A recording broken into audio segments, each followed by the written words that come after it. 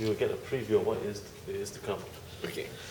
Okay, wait. Just let Thanks, me see if we get it right. Good, Ah, okay. very good. He gets it Okay, right. so we both face the camera, right? I don't face you. No, you face me. I But face no, here. no. You don't have to start. Just Okay. just this way is great. Okay. You ready? Yeah. I'm ready too. Hi, welcome to the National Critics' Choice Online News. I'm Robin Stienberg, the Stienberg Review, and welcome to my show again. Today we have an interesting author with me who has just released his new series of books, none other than by Luke Robert here himself. Robin, nice to meet you. Yeah, nice to meet you. And you know what? His books is the Of Heaven and Hell series, and one is called Apocalypse, Yeah, Apocalypse. Revelations, and Genesis. Yeah.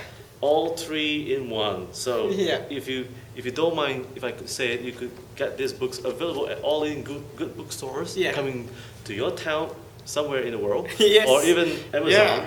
Yeah, it's on Amazon. Yeah. Oh, great, It's on great. Amazon. It's on Amazon. Yeah. Now tell me, look, now everybody is saying that you are among the first pioneering batch of Singapore Management University students that's emerged as an author. Oh yeah, yes. Now, and entrepreneur as well. Now, what's your secret behind in writing your books? I mean, how long did it take you to write this series of Heaven and Hell? Oh, you know, Robin, I get the question a lot. We started in 2007. I started writing. The first book, Genesis, was launched 2009. At that time, we didn't plan to write a series. Just like everything else, you don't plan to like start something. But as I finished the first book, we realized there was a niche in the Singapore market. Actually, not just in the Singapore market, the world. Because what we're doing, it's very niche. The customer segment is very small. That could be a good thing, that could be a bad thing. But I have passion for what I write. And I really enjoy what I'm doing. So after Genesis, we launched Apocalypse in 2011 and Revelations just last year, 2012. Oh, so the first book, it took us about 3 years. The second book, it took me 2 years. And the third book, 1 year. So it gets faster. So you're becoming an expert right now. I wouldn't say I'm an expert. Do you describe yourself as a fictional writer or science fiction? Oh, fiction writer. Fiction writer. Yes. How about fantasy? Okay, that's the thing about our books. We go a bit into fantasy. The first book, Genesis, is actually very fantasy based. But Apocalypse and Revelations have moved towards a more speculative and political fiction. So the whole series, it will be difficult for me to describe exactly what kind of fiction. And I had problem trying to differentiate. So actually, we came up with a term called Evangelion fiction, which is something it's something unique. This is how we set ourselves apart. And the closest comparison that we can get in the US is like Tim LaHaye and Frank Peretti. Oh yes, I know Frank Peretti. I met him. Yeah, they write Christian fiction. I go one step further. I call it Evangelion fiction. And Evangelion, the word is a Greek word derived from the Greek word of gospel. So we want to position ourselves in a different way. Okay. So that people don't just write us off with one stroke of the brush and say that, oh, you're just like every other writer. Now, how do you get your inspiration and the ideas in writing this book? I mean, do you get it from the Bible or is it from friends or? Yeah. Okay. The source of our inspiration is we take ideas from the Bible, we bring it out, we make it relevant to people in today's day and age. Especially we take core themes from the book of Revelations because it's very interesting. A lot of people are very interested in how the world is going to end. I mean, the 2012 Mayan calendar, that just happened last year, and people are like, we're in a new Mayan age. So everybody's anticipating the end of the world in some form. I take that, I blend it in with political events that are happening today, and I say, what if, this is where the speculative part comes in, right? I say, what if this thing can happen? What if Iran and Israel go to war? How is it going to bring a third world war in? The key is, how do we be realistic while at the same time trying to stretch our readers' imagination? Because that's a challenge I have. We want to be realistic, but at the same time, we are saying that these things could happen. Okay, now you have survived the Mayan tragedy so far. All of us have. How does it feel that you have just surpassed the Mayan theory and moving forward? Well, I have to say I never really bought the whole concept of that the world is going to end in 2012. I hope you did not include that in your book. No, definitely not. Definitely not. But I do agree, and in my book we do address the core. One of the core ideas is that about the world ending. And we do address that. We bring it out we try to tie it in with political events today to say that, hey, it's not so far-fetched that the world is going to end, you know. Really? It's not that far-fetched an idea. In fact, every religion has some expectation of that in their scriptures, whether it's you're a Muslim, you are a Buddhist, you are a Hindu, you're a Christian or a Jew.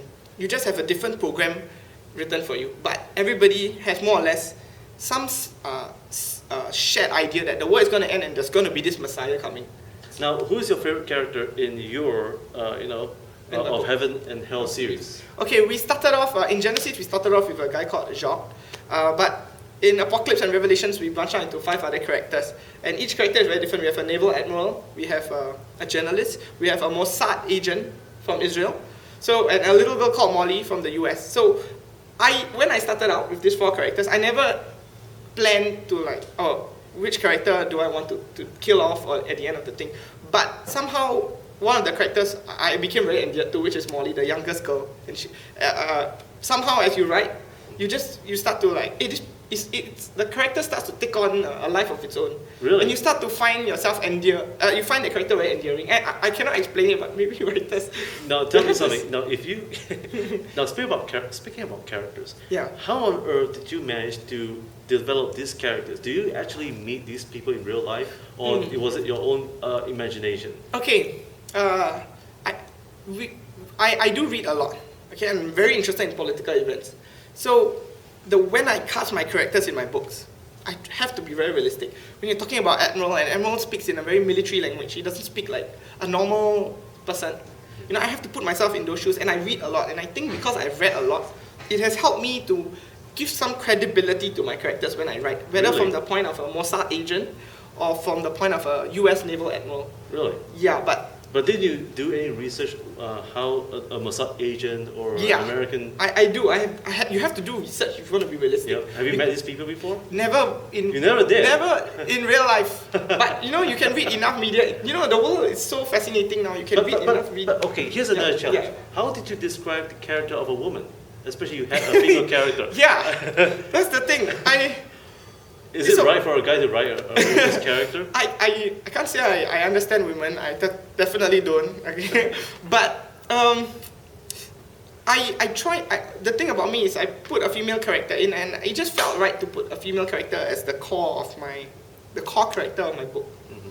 It just felt that I have something with putting women in difficult positions in my book and showing how they overcome obstacles. So my book is not really male-centric.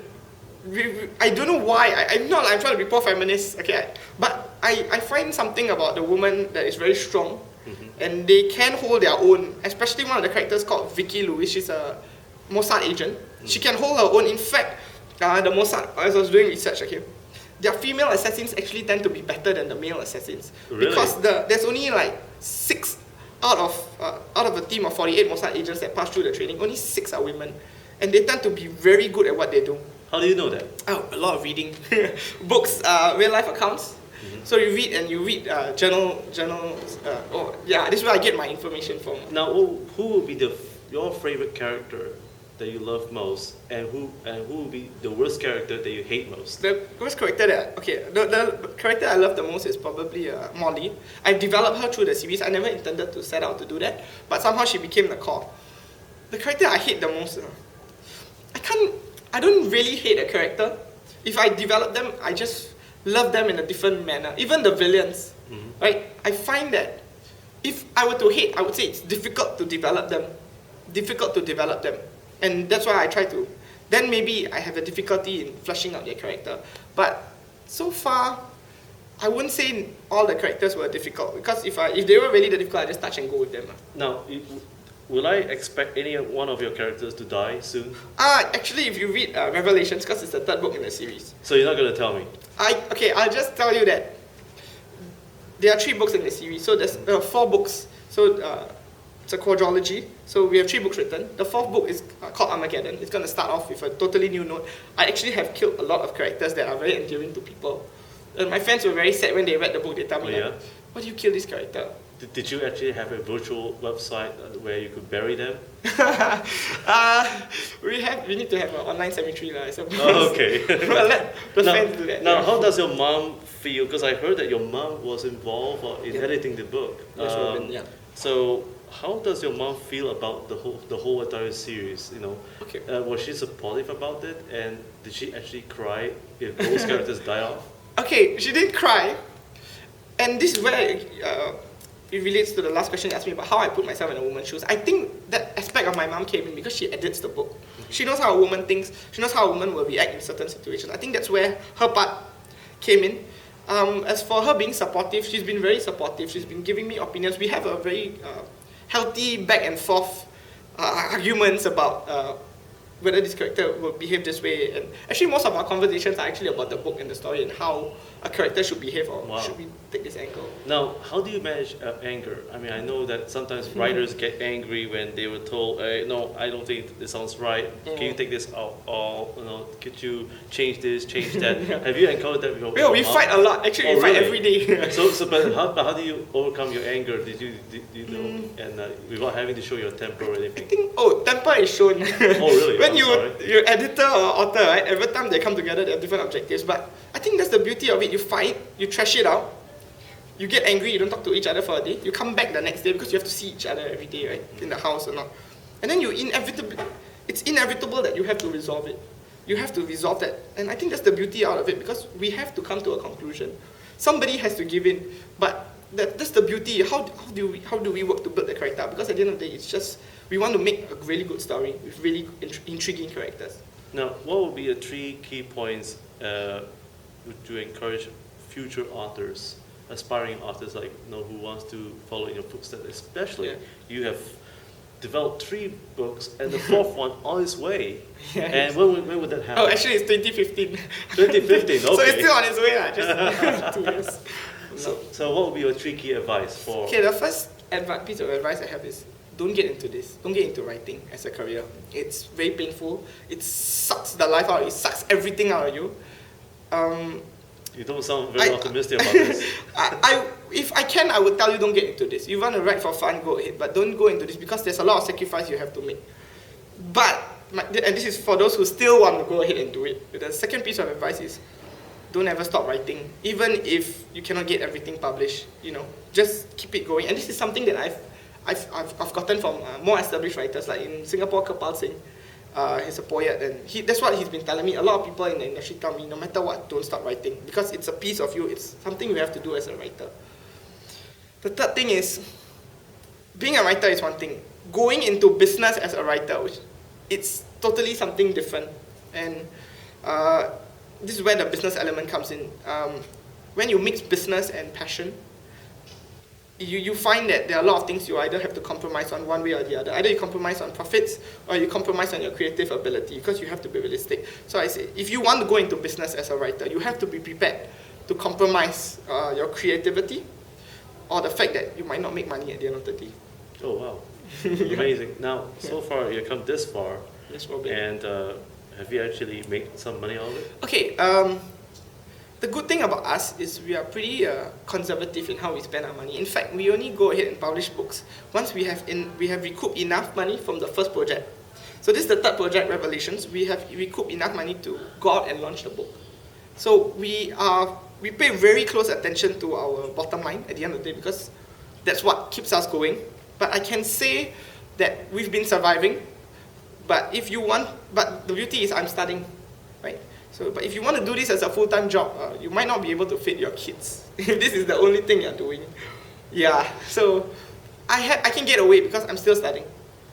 Yeah. So what can our folks expect in your 3rd book right now? I mean, Revelations, right? Yes. Yeah, so folks, please get hold of this great, wonderful book, Revelations of Heaven and Hell series by Luke Robert. Yeah. And what will be the 3 key things that our folks should look out for in this book? Okay, if you've been following the series, be prepared to be shocked. We're going to kill off a lot of characters. So if you build up an emotional attachment to some of them, just be prepared to get shocked. Oh. The second key component is this. It's going to be much darker. It's much more deeper. It might cross people's line. It might push you. We try to cross the line.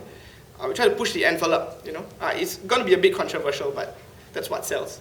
And the third thing is, read the book with an open mind, because you're not going to expect what's going to happen in the end. So yeah, just three things.